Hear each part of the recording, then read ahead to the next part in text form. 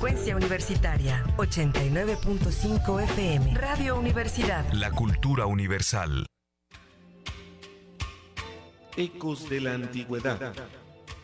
El aprendizaje del hombre en su recorrido por la historia a través del tiempo. Análisis, reflexiones, leyendas, tradiciones y mitos desde una óptica diferente. Una producción de Raúl Rodríguez Lucio para Radio Universidad.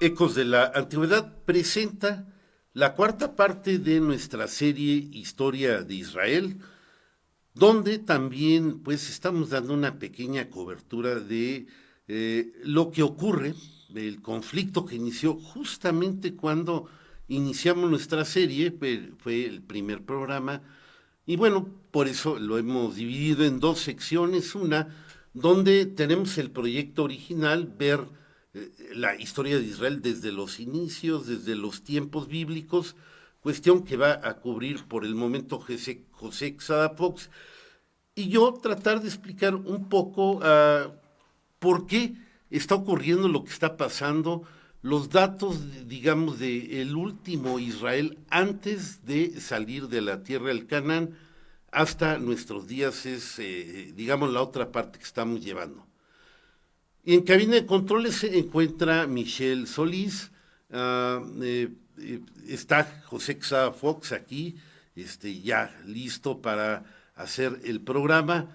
Y bueno, teléfono en cabina, por si usted nos quiere llamar, 442-192-1293. También tenemos el WhatsApp, el 442-344-1404, por si usted quiere mandar un mensaje de texto. Estamos ya en Facebook, estamos ya en Radio 89.5 FM Universidad, y también en el perfil, pásale, no te quieres, en el perfil de Ecos de la Antigüedad de Facebook. No, Mauro, aquí. Vas por tu micrófono, sí, perdonen ustedes aquí estas cositas, pero bueno, ahí estamos también, ya está Mauro Rivera Montaño aquí llegando, y bueno, saludando. José Quesada, ¿cómo estás? Muy buenos días, buenos bienvenido. Días, pues saludando aquí a Mauro, que va llegando a las carreras, sí. Pero llegaste al programa. Buenos días, Raúl, buenos días a todos. Sí. Pues antes que nada recordarles que además de sintonizarnos en el radio y en el Facebook, ¿verdad? Nos pueden escuchar con el celular por medio de Radio Garden, Tuning, MyTuner, Radio Box, Simple Radio, Radio México y Radio FM. Esas son las formas que también nos pueden escuchar, ¿verdad? Muy bien, y bueno, Mauro, ¿qué tal? ¿Cómo estás? Muy buenos días, bienvenido. Gracias, muchas gracias. Muy bien.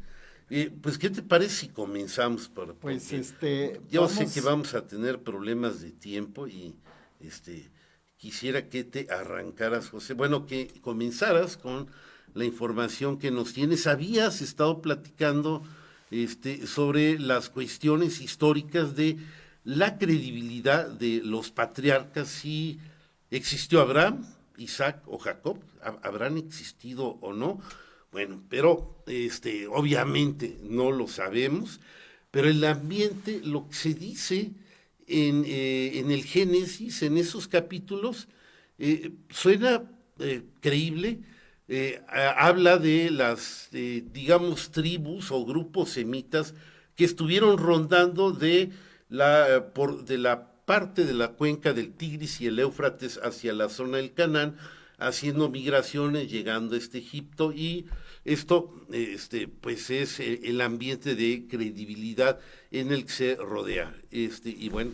Así es, efectivamente, sí. Raúl, o sea, hablamos de patriarcas primero, hoy pretendemos hablar de Éxodo, y tú lo has planteado muy bien, la dificultad que hay en esta historia tan antigua, ¿no? Pensemos que son casi 4,000 años, 4,000 años sí, o 3,000 y pico de años, ¿verdad? Según las fechas de cada uno de los acontecimientos, el Israel o el Palestina o tierra de Canaán, ¿verdad? Ese es otro nombre, la tierra de Canaán, que así la conocían, y es tierra púrpura, el color púrpura, sí. Que hay en mineral allí en la zona de lo que hoy es Líbano, ¿verdad? Sí.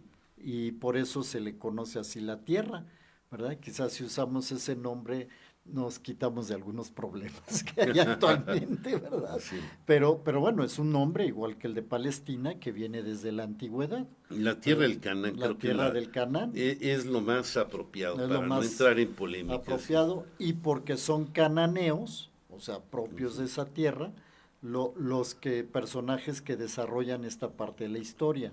Sí. Que si nos vamos al siglo XIX o antes, cuando la Biblia no se estudiaba tanto, pues bueno, se decía, esto dice la Biblia y se acabó, ¿verdad? Sí. En el siglo XIX empiezan la arqueología, ¿verdad? Bueno, y si me voy un poco más atrás, al 18, cuando Napoleón invadió esas tierras, así arqueólogos franceses empezaron... Que llegaron a la zona del Canaán y hasta Egipto. Hasta Egipto, entonces los arqueólogos franceses son los primeros que empiezan a hacer excavaciones. Luego en el siglo XIX, siglo XX, que precisamente es el problema del mandato palestino, están los británicos en Egipto también, y están en la tierra de Palestina, y también vienen los excavadores, ¿verdad? Los arqueólogos, que empiezan a hacer clasificación arqueológica. Y después, bueno, pues ya empiezan los biblistas, ¿verdad? Los biblistas de todo, digamos, de todo género de las denominaciones cristianas, empiezan a trabajar. Y luego, bueno, pues ya los israelíes, ¿verdad? Los israelíes ya con los judíos, cuando ya van tomando la Universidad Hebreica de Jerusalén, que es bien importante, sí. Arqueólogos ahí son los más actuales que hay, ¿verdad? Entonces, ¿por qué hago todo este relato? Porque de ahí viene el problema de que se empieza a cuestionar a la Biblia, ¿verdad? Sí, o sea, antes la Biblia decía tal cosa era. Pero cuando empieza la arqueología, que empieza en afán precisamente de ir encontrando los restos bíblicos. Ese fue el afán de la arqueología. Fue como la guía, ¿no? La guía, ¿verdad? Sí. Pero conforme se va actualizando la arqueología, no dejan de surgir arqueólogos que dirán, bueno, es que dejémonos del relato bíblico y vámonos a lo que nos dice la arqueología. Sí, a ver qué, lo que encontramos, ¿verdad? Y es ahí donde empiezan los problemas, ¿verdad? Porque empiezan a encontrar que los restos arqueológicos que hay no corresponden al relato bíblico. Sí, definitivamente el problema fue durante la Edad Media y digamos gran parte de los siguientes siglos, antes de llegar al siglo XIX o XX, que se empezaron a cuestionar. Obviamente el mundo era católico o cristiano, sí. y se tenía a la Biblia como sagrada, como la palabra de Dios, y pues cuando empiezan estos primeros investigadores a tratar de excavar o de buscar la verdad en escritos, en hallazgos arqueológicos, pues obviamente como en la Biblia vienen descritos lugares, tiempos que más o menos se pueden ubicar, ellos lo toman como un parámetro o guía, y ahí es cuando empieza el problema en que cómo están tomando el libro, o sea, cómo están tomando estos relatos del Génesis como de una manera literal. Y obviamente ya mucho tiempo después, quizás hasta el siglo XX, se empiezan a dar cuenta, bueno, que estos son escritos que se van haciendo con el tiempo, con algún tipo de propósito político o religioso que va a, pues que va a dar una especie de enseñanza al pueblo que se está formando. Y de ahí es recopilación de libro tras libro tras libro. Así es, así es. Entonces, mira, bueno, en síntesis, esto para orientar a quien nos escucha, ¿verdad? En la actualidad, la arqueología toma dos caminos. El maximalista, es decir, bueno, no me acuerdo si es maximalista o minimalista, pero uno de ellos, lo que dice es, yo me voy por la arqueología y no me interesa, o voy a discutir lo que dice la Biblia, porque claro, no hay otros datos. Y los otros, al contrario, dicen, podemos seguir estudiando los textos bíblicos y podemos ir buscando datos arqueológicos que nos ayuden a comprender los textos bíblicos. Entonces, en síntesis, ¿qué se hace actualmente para estudiar esta historia antigua de Israel? Se estudian los textos bíblicos, y estoy hablando también de hacer estudios de textos, análisis de textos, ¿no? Claro. Se buscan las correspondencias arqueológicas que nos puedan dar información complementaria de la cultura o de la situación en esas épocas, ¿verdad? Y también la arqueología ayuda a lo que se llama la sociología histórica, es decir, a comprender el ambiente social que había en esa época y darnos cuenta que cuadra con las costumbres que dice la Biblia. Eso ya lo dijimos, para las tribus nómadas que hay en Israel, ¿verdad? Y hoy quiero tratar un problema que Oye, antes de que empiece a tratar el problema, ¿quién Mauro, nos lee, por favor, no te brinques los mensajes desde el principio, por favor. Sí, gracias. Buenos días, señor Luis Reyes Vázquez. Dice, un saludo a los integrantes del panel. Igualmente, señor, buen día. Joana Rodríguez Delgado, interesante programa, saludos. Gracias. Heidi, creo que es la esposa de nuestro. Sí, ese. Buenos días, señora Heidi. Muy interesante el desarrollo de este programa. Maggie de la Torre, buenos días, muchos saludos al panel, con el gusto de escucharlos. Gracias, señora, por estar con nosotros. Y también nos ve nuestro compañero Claudio Márquez Paz, aunque no nos saluda todavía, pero aquí saludos está. Saludos, Claudio. Nosotros sí saludamos, Claudio, con mucho gusto. Muy bien, continuamos, José. Entonces, bueno, entonces les decía, vamos a entrar al periodo del Éxodo, que es un problema similar. Y aquí es donde la arqueología nos va a ayudar más que nada en Egipto. Sí, por supuesto. Porque ahí sí, en las estelas, lo hemos comentado, está todas las historias de los faraones, las dinastías faraónicas que hay, ¿verdad? Y todos sus éxitos que van logrando, o su desempeño, ¿verdad? Entonces, algo nos mencionará Egipto. Bien, el Éxodo es el segundo libro del Pentateuco. Yo creo que casi los que nos estén escuchando, la mayoría deben de recordar que es el libro donde se narra la salida de Moisés. O sea, el pueblo hebreo está cautivo en Egipto. Así es. ¿Verdad? Está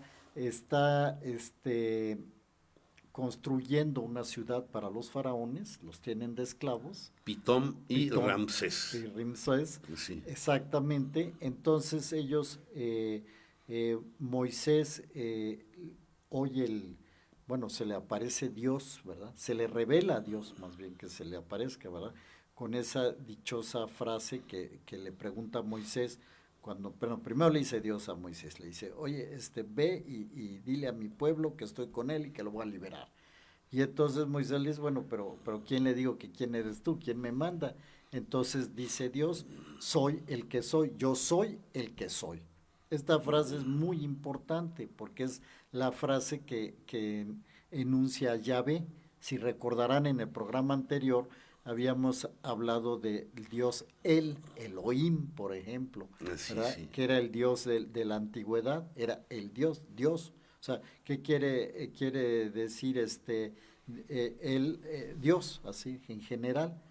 Pero Yahvé es el Dios de Israel. Entonces, sí. esto es clave pues tanto para la Biblia hebrea, ¿verdad? Sí. Como para la Biblia cristiana. Y entonces la pregunta del historiador, ¿verdad? Bueno, sí. ¿y dónde pasó todo eso y cómo pasó? Bueno, sabemos sí. que dice que después de que le dio un callado a Moisés y Moisés fue y le dijo al faraón que lo dejara salir, el faraón les dice que no, vienen las plagas de Egipto, ¿verdad? Que el faraón decía que sí, que el faraón decía que no después, y aparecía una plaga, y luego otra plaga y otra plaga. Esto es muy importante comprenderlo, porque claro que aquí hay un contenido teológico. Sí, antes que decías, nada más un pequeño punto sobre la I. ¿Quién es Moisés? ¿Cómo aparece? Obviamente al principio del relato del Génesis aparece que el faraón está preocupado por el crecimiento del pueblo hebreo que está ahí cautivo en Egipto desde los tiempos de José el Soñador, que fue el que los invitó, que primero entraron muy bien y después fueron hechos esclavos. Cuando los Ixos salen y empieza la penalidad del pueblo hebreo. Es así que cuando el faraón ordena a matar a todos los niños, como que suena parecido, de chiquitos menores de 2 años para abajo, tienen que ser matados, porque tenía miedo de que se fueran a ser poderosos. Y ahí es donde a Moisés, que era un niño hebreo, para salvarlo, lo ponen en una cesta de mimbre con bejuco, con un cierto impermeabilizante para que no se fuera a mojar y pudiera andar por el río Nilo. Y es de esta manera que una hija del faraón, una princesa, se encuentra la cesta, encuentra al niño y lo adopta, o sea, se queda con él como si fuera propio, de tal forma que, bueno, Moisés se cría en la corte del faraón como un gran príncipe. Y probablemente, bueno, como vimos en las películas, aunque no sé si se deje de notar en el Éxodo, con probables aspiraciones a seguir el puesto del faraón que está en aquel entonces.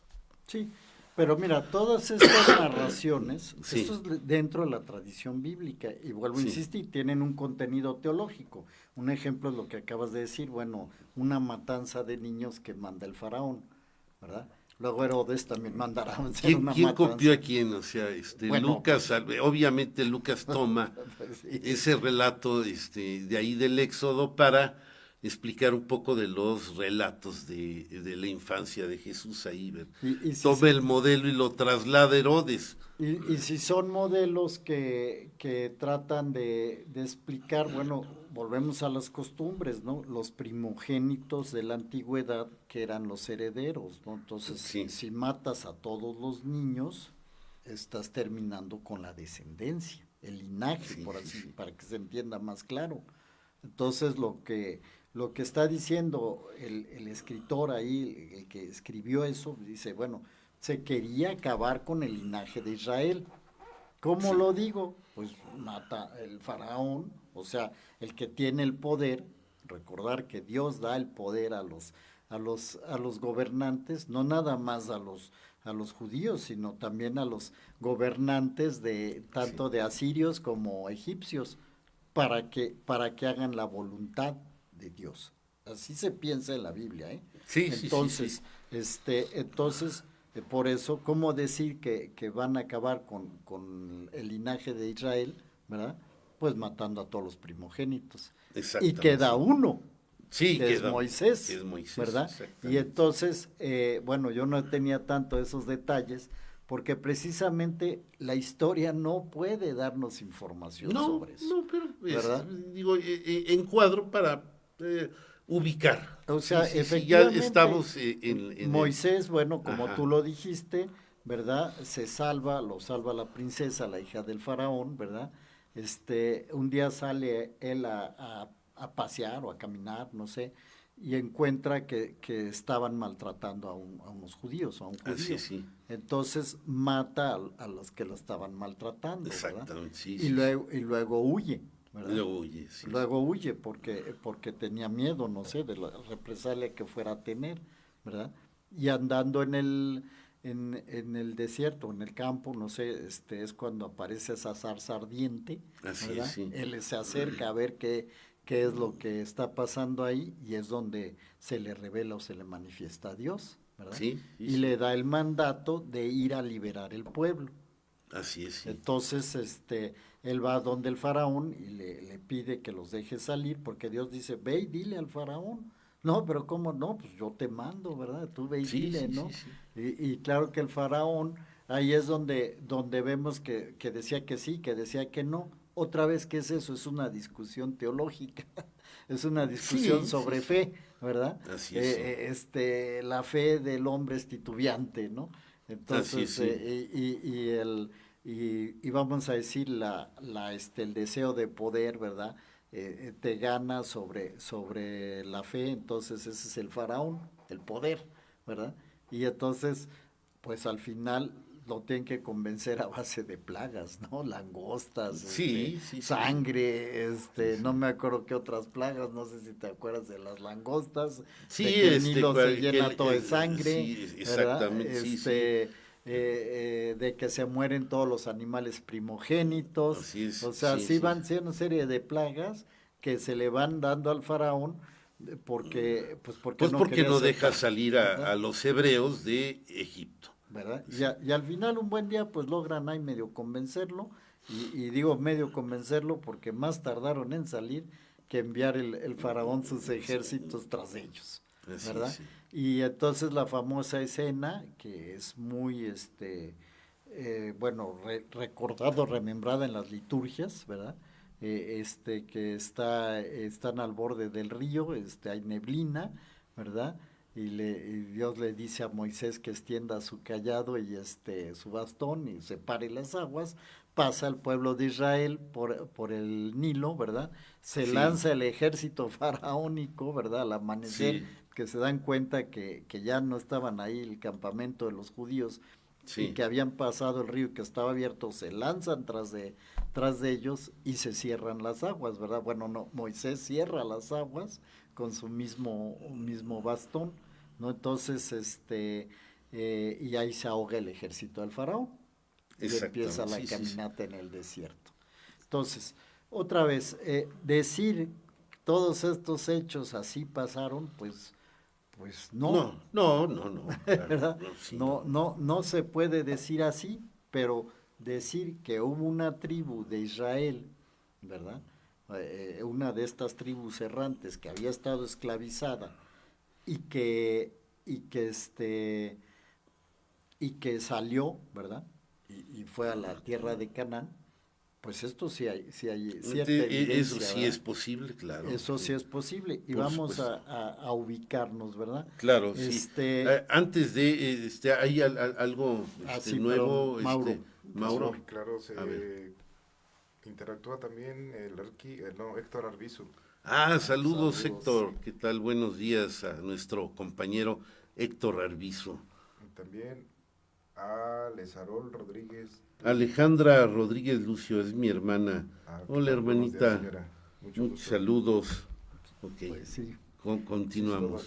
Sí, es todo ahorita. Es todo. Hoy tenemos poca audiencia, pero espero que en el radio haya más. Bueno, o que no nos saludan, ¿verdad? Pero saludos a todos los que nos escuchen. No son pocos. Les aseguro que el pueblo es quien más tiene atención en lo que ustedes nos comparten. En la radio, sí.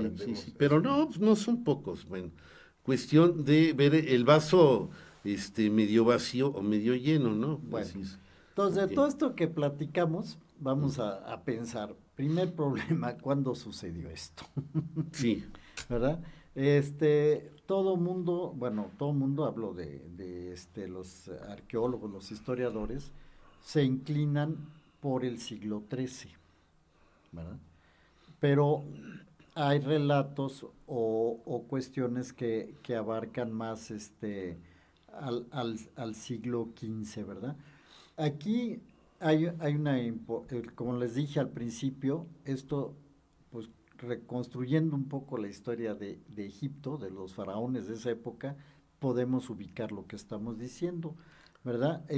Por ahí hay un faraón Akenatón Amenofis IV, estamos hablando del siglo XIV, ¿verdad?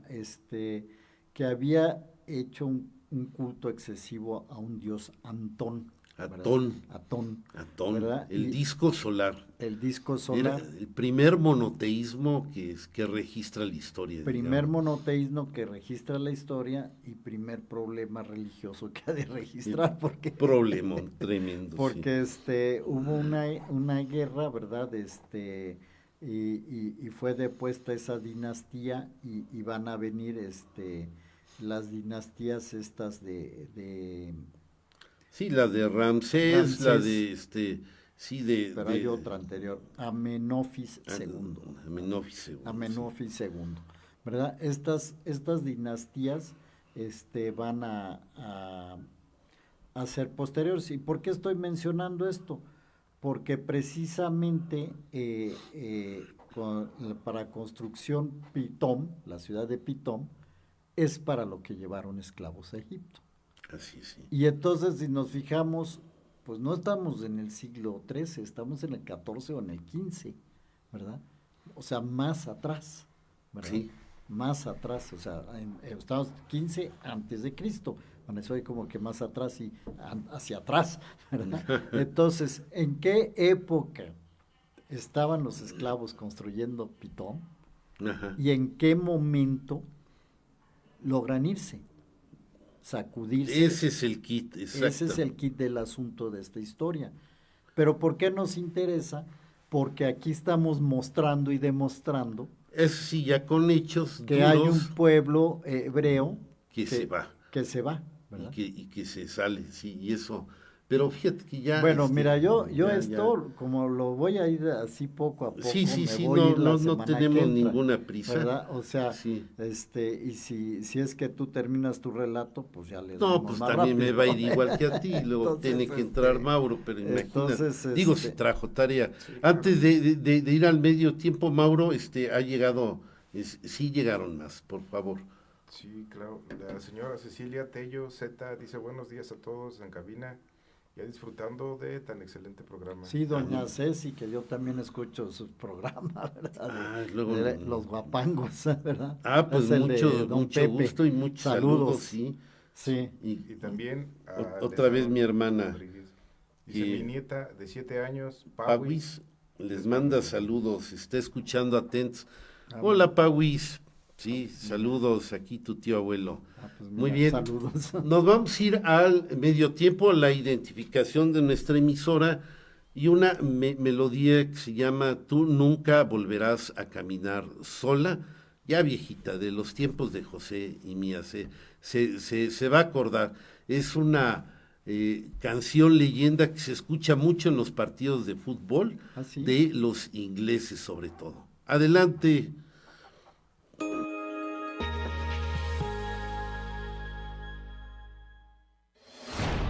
XHUAQ 89.5 FM. Radio Universidad. Transmitiendo para ti las 24 horas del día. Estudios y oficinas. Centro Universitario, Cerro de las Campanas. Planta transmisora. Campus Exaeropuerto de la Universidad Autónoma de Querétaro. Carretera Yechimequilla sin número, Ejido Bolaños. Radio Universidad. Integrante del Sistema de Radio, Televisión y Cinematografía de la Universidad Autónoma de Querétaro. Radio Universidad. 89.5 FM. La cultura universal. Radio Universidad. When you walk through a storm, hold your head up high and don't be afraid of the dark. At the end of a storm, there's a golden sky and the sweet silver song of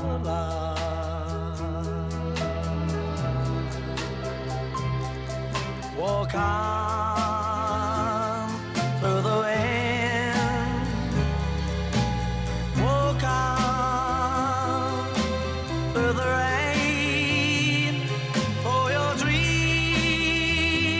be tossed and blown.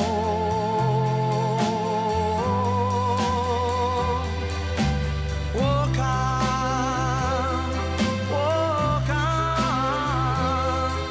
with hope in your heart, and you'll never walk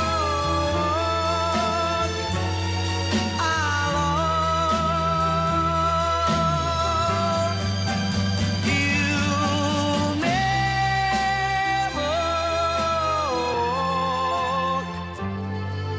alone.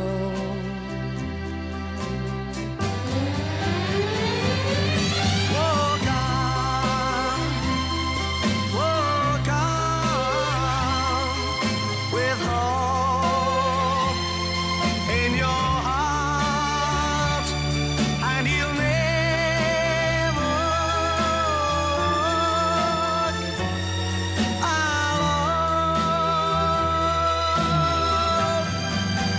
You'll never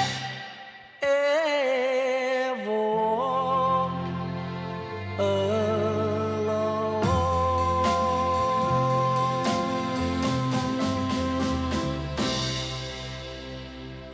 Bien, amigos, iniciamos la segunda parte de este programa.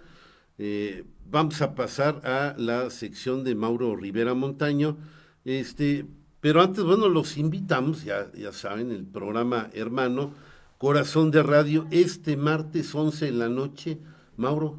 Sí, claro, tiene como invitado Alejandro, un apellido medio raro,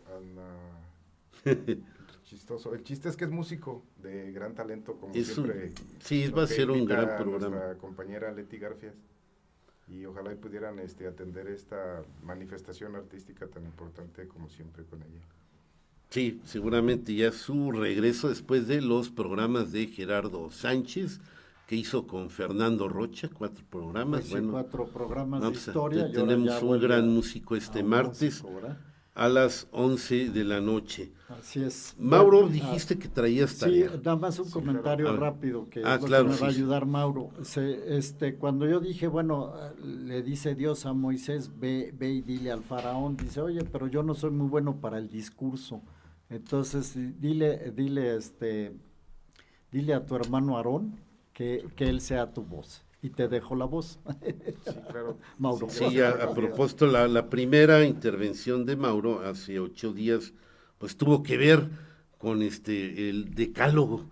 Sí, habló del segundo mandamiento, del verdadero segundo mandamiento que lo tiene obsesionado, pero ahora, qué interesantes puntos de vista nos dio. Más que obsesión es mi misión en la vida, para eso nací, para estudiar sobre el tema de la idolatría y del culto a la mentira. Y yo sé que sí es parte de... Estamos ansiosos, Mauro, comenzamos. Sí, buenos días. Antes, saludos a mi primo Jorge González de la Vega, ya en San Francisco.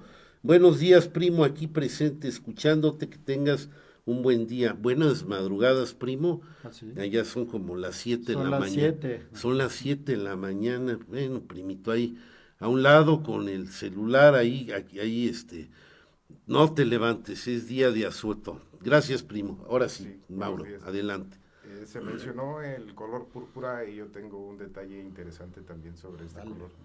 Se utilizaba para magnificar o darle mayor presencia a las personas que se les considera sabias, como un premio Nobel de aquel entonces, y se conseguía de un tipo molusco, tipo pulpo, y como en aquel entonces no había una tecnología para mantener más el tiempo como los tanques de oxígeno de ahora, entonces se sometían los pulmones a unos largos tiempos de no recuperar el aliento y demás, por lo cual se hacía más corto el tiempo de vida de las personas que hacían este ejercicio, y desgraciadamente, y como siempre, las gentes más pobres son las que tienen que hacer eso para intentar sobrevivir. Y conseguir estos moluscos, teñir estas prendas, y de estas prendas también que eran de magnificencia, vistieron al Hijo de María, pero en un tono burlón o burlesco. Entonces el tono púrpura es lo que ahorita mencioné. Y como detalle también, al Hijo de María le tocó utilizar la piel de tiburón como lija para pulir la madera y darle mayor presencia y esencia en su veta y la hermosura de la madera, todo eso. Bueno, muy bien, ahora sí ya comentas más y hablas. Sí, no, bueno, estoy sorprendido. Ok, continuamos. Sobre todo siempre le voy a agradecer, ingeniero, el haberme permitido enfrentar mis propios miedos y mis propias fantasías. Ya estás, ya se te ve más tranquilo. Porque para acercarnos en datos históricos fue necesario, en mi caso, despojarme de toda mi pasión, mi convencimiento, mi idea de lo que significaba el sistema de vida, y al encontrarse datos duros que van en contra de lo que yo creía, pues tuve que optar por desecharlo o ser un ser libre, que no me afecte ni me interese algún tipo de religión, algún tipo de partido político. Entonces adquirí una libertad que solo experimentándola se puede vivirla y saber lo que significa. Gracias siempre. No, Mauro, es un honor tenerte aquí. Gracias, igualmente estar con ustedes. Sí. Inicio con capítulo 4, versículo 27. Entre tanto dijo el Señor a Aarón: ve al desierto a encontrar a Moisés, y fue a su encuentro hasta Joreb, al monte de Dios, y le besó. Y contó Moisés a Aarón todo lo que había dicho el Señor al enviarle y los prodigios que le había mandado hacer. Con esto fueron juntos a Egipto y congregaron a todos los ancianos de los hijos de Israel. Aarón refirió todas las palabras que había dicho el Señor a Moisés, y éste hizo los milagros delante del pueblo, y creyó el pueblo, y entendieron que el Señor venía a visitar a los hijos de Israel por haber vuelto sus ojos a su tribulación, y postrados en tierra le adoraron. Mira, yo te he constituido Dios de Faraón, le dice el Señor a Moisés. Aarón, tu hermano, será intérprete tuyo o profeta. Tú le dirás a Aarón todas las cosas que yo te mando, y él hablará a Faraón para que deje ir de su tierra a los hijos de Israel. Moisés tenía 80 años y Aarón 83 cuando hablaron a Faraón. Previno también el Señor a Moisés y a Aarón: cuando Faraón os dijere, hacednos ver por algún milagro que Dios os envía, dirás tú, Aarón, toma tu vara y échala delante de Faraón, y convertirse ha en una culebra. Habiéndose pues presentado Moisés y Aarón a Faraón, hicieron lo que Dios les había ordenado. Y Aarón echó la vara en presencia de Faraón y de sus servidores o cortesanos, lo cual se convirtió en culebra. Dijo asimismo el Señor a Moisés: dile a Aarón, toma tu vara y extiende tu mano sobre las aguas de Egipto, sobre sus ríos, acequias, lagunas, todos los estanques de agua, porque se convertirán en sangre, y sangre haya en toda la tierra de Egipto, hasta en las vasijas, tanto de madera como de piedra. Haciéndolo pues Moisés y Aarón conforme a lo precepto del Señor, y levantado Aarón su vara, hirió el agua del río en presencia de Faraón y sus criados, la cual se convirtió en sangre. Dijo el Señor a Moisés: dile a Aarón, extiende tu mano sobre los ríos, sobre los arroyos, las lagunas, y haz salir ranas sobre la tierra de Egipto. Extendió Aarón su mano sobre las aguas de Egipto, y salieron fuera las ranas, y cubrieron la tierra de Egipto. Dijo pues el Señor a Moisés: di a Aarón que extienda su vara y hiera el polvo de la tierra, para que nazcan mosquitos en todo el territorio de Egipto. Haciéndolo así, extendió Aarón la vara que tenía en la mano, e hirió el polvo de la tierra, se convirtió en mosquitos por todo el país de Egipto. Dijo entonces el Señor a Moisés y a Aarón: coged puñados de cenizas de un fogón y espárzanla Moisés hacia el cielo, y espárcela Moisés hacia el cielo, en presencia de Faraón. Y se extendió este polvo por todo Egipto, de que resultaron úlceras, tumores apostemados en hombres y animales por todo el país de Egipto. Dijo pues el Señor a Moisés: extiende tu mano hacia el cielo, para que caiga un granizo en toda la tierra de Egipto, sobre hombres y bestias, y sobre toda hierba de campo en Egipto. Extendió Moisés la vara hacia el cielo, Y el Señor despidió truenos y granizo, centellas, que discurrían sobre la tierra, e hizo llover el Señor piedras sobre el país de Egipto. Enseguida dijo el Señor a Moisés: extiende tu mano sobre la tierra de Egipto, hacia la langosta, a fin de que venga y devore toda la hierba que hubiere quedado después del pedrisco. Extendió pues Moisés la vara sobre la tierra de Egipto, y envió el Señor un viento abrasador aquel día y aquella noche, el cual venida la mañana trajo las langostas. Dijo entonces el Señor a Moisés: extiende tu mano hacia el cielo, y haya tinieblas sobre la tierra de Egipto tan densa que pueda palparse. Extendió Moisés la mano hacia el cielo, y al instante las tinieblas horrorosas cubrieron la tierra de Egipto por espacio de 3 días. Todo esto lo traigo a mención porque es un claro ejemplo de cómo Aarón sabe del potencial que les puede otorgar el Dios vivo, el Dios creador. Y para conocer un poquito más de Aarón, pues ya será en otra ocasión. Es el padre del sacerdocio. No podemos comentar mucho porque me quedo sin tareas. Un minuto. Mira, nada más, porque yo estoy en la arqueología, decirles que el dios Hathor es un dios de los moabitas, es un dios único, ¿verdad? También claro, único, sí. Y también de esto viene la traición de Moisés, de su suegro, ¿verdad? Pero es que en algunos de los templos de Hathor encontraron una imagen de bronce dorada de una serpiente. Nada más quería decir eso en torno al bastón que usaba Moisés, y que en el caso que yo creo que lo que leíste es Levítico, Deuteronomio, porque yo traigo Éxodo, ¿verdad? Sí. El bastón lo trae Moisés, ¿verdad? Pero para que veas de dónde salió la serpiente, el bastón de Moisés, había imágenes de eso, ¿verdad? Es lo único que quería comentar, por no poder dejar de decirlo, ¿no? Muy bien, gracias, Mauro. Nos manda a saludar Roger Domingo Gómez, ahí de los compañeros de ingeniería. Israel, un país santo que debería ser de paz y oración. Lamentablemente ha sido lo contrario al existir guerras. Les mando un fuerte abrazo desde el Caribe mexicano con mucho afecto. Creo que está en Cancún. Mi estimado Roger, saludos hasta allá. Y bueno, pues sí nos oyen. Sí nos oyen. No te quejes, José. No me quejo. No te quejes, gracias. por favor.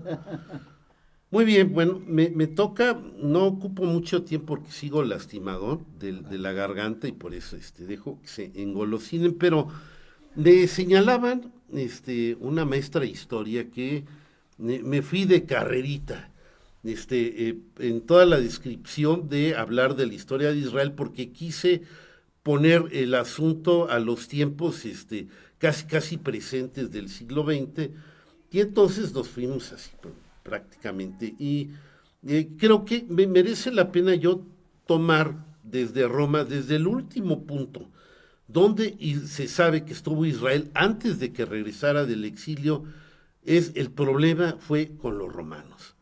Habíamos comentado que cómo llega a Roma, cómo invade a un Israel libre. No fue como Babilonia le cede pacíficamente a Persia, Judea, luego Persia pacíficamente a Grecia, y así pasa. Bueno, hubiéramos pensado Grecia le da pacíficamente a los judíos. No, hay un Estado de Israel que se hizo y que es el que complica todo el asunto, el famoso Israel Asmoneo, que da identidad y da ese ambiente cargado tan fuerte que se puede leer aún en los evangelios, que están dosificados en ese aspecto.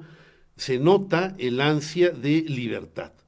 Y si leemos otras obras como Flavio Josefo, bueno, es una constante en que los judíos, desde que empiezan a ser dominados por los romanos, se quieren liberar prácticamente, no soportan el dominio de la bota romana, así sea muy tranquilo, que les hayan dado permiso de llevar su religión. Ellos ya tienen una autoestima mucho mayor, y esta es la constante, ¿sí?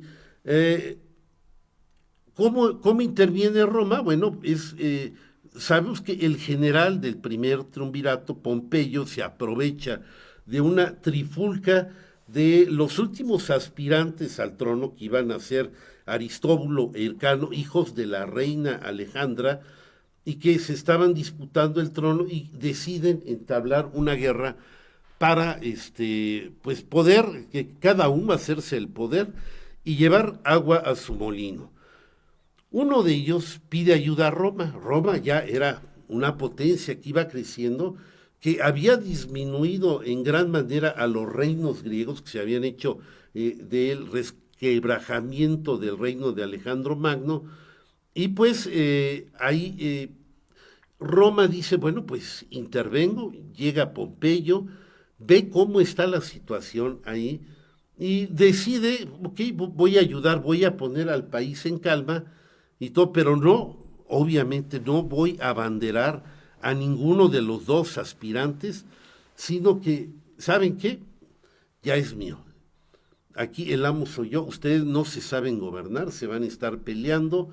De todas maneras, Roma va a crecer, va a ser un gran imperio, así es que Israel, se te acabó tu tiempo de gloria, y esto no les gustó nada a los judíos.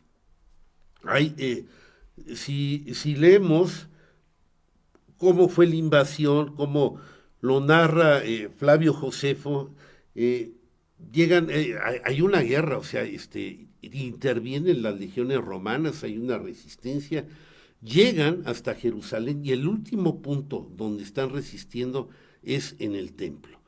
Finalmente entran los romanos, pues que eran muy superiores, y Pompeyo, que ya había escuchado algo de cómo era la situación en Israel, decide entrar al templo de Jerusalén, y dicen que él había escuchado que en el Sancta Sanctorum, donde estuvo el Arca de la Alianza un tiempo, había algo, ¿no?, raro. Entonces entra, creo que parte con su espada el velo que separa al templo y no encuentra nada, ¿no?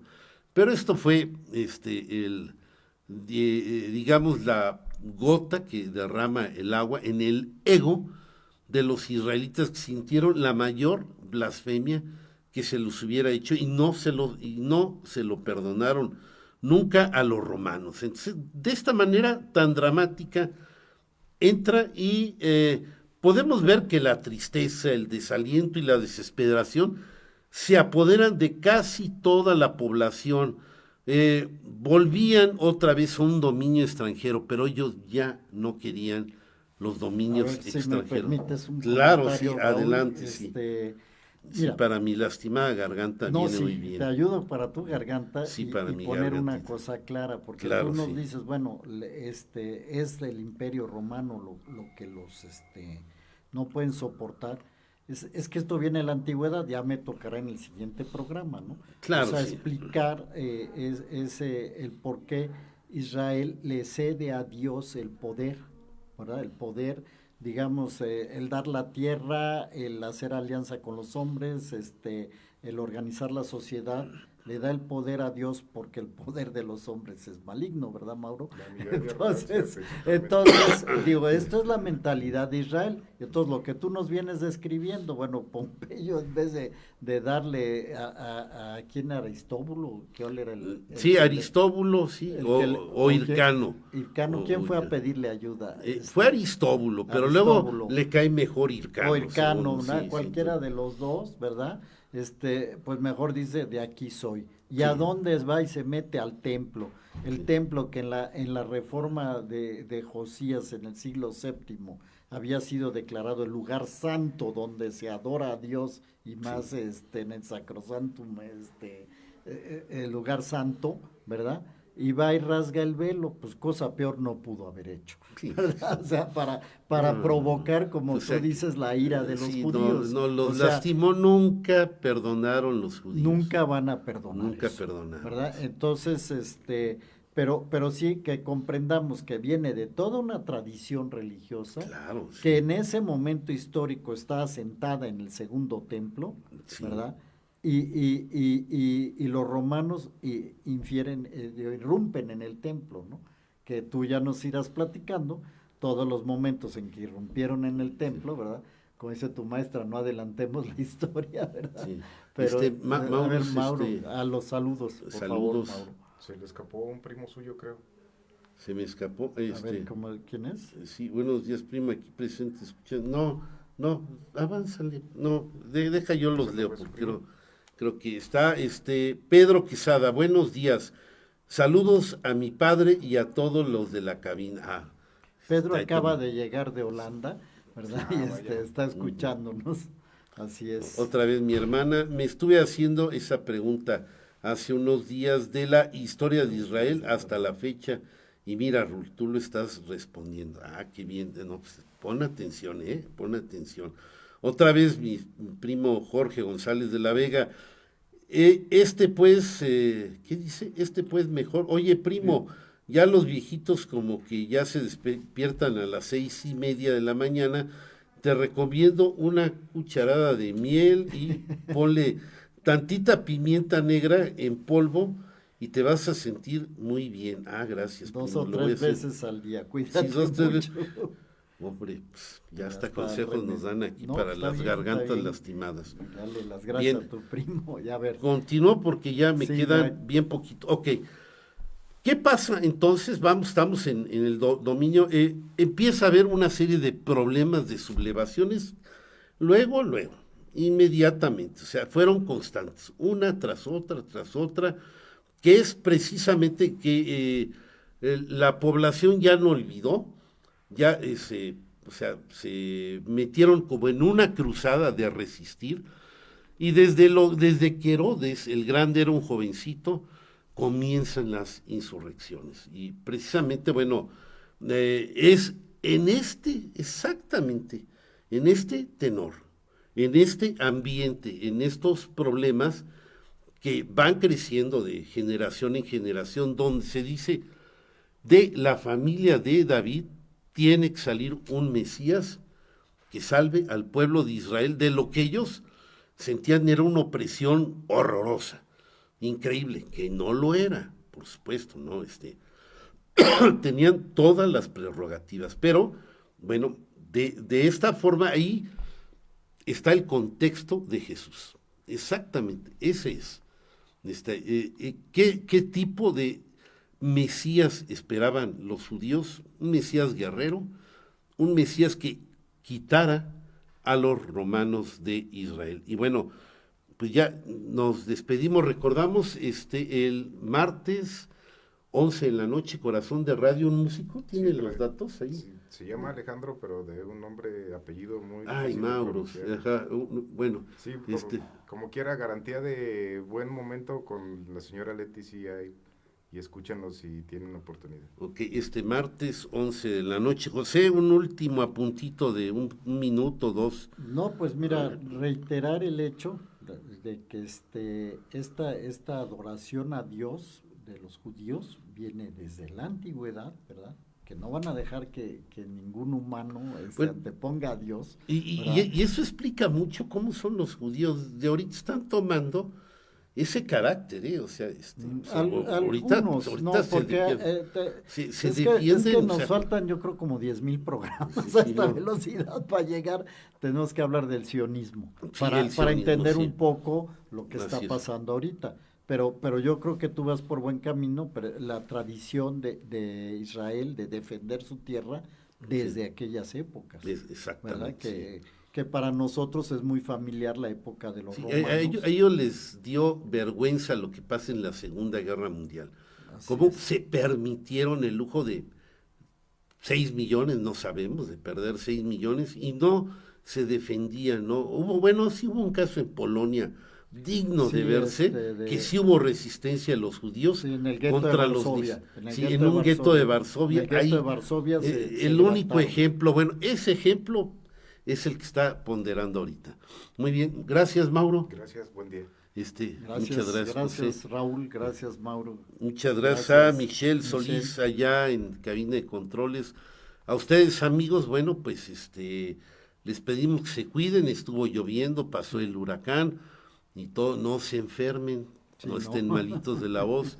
Que tengan un bonito fin de semana y nos vemos hasta la próxima. Ecos de la Antigüedad. El aprendizaje del hombre en su recorrido por la historia a través del tiempo. Análisis, reflexiones, leyendas, tradiciones y mitos desde una óptica diferente. Una producción de Raúl Rodríguez Lucio para Radio Universidad.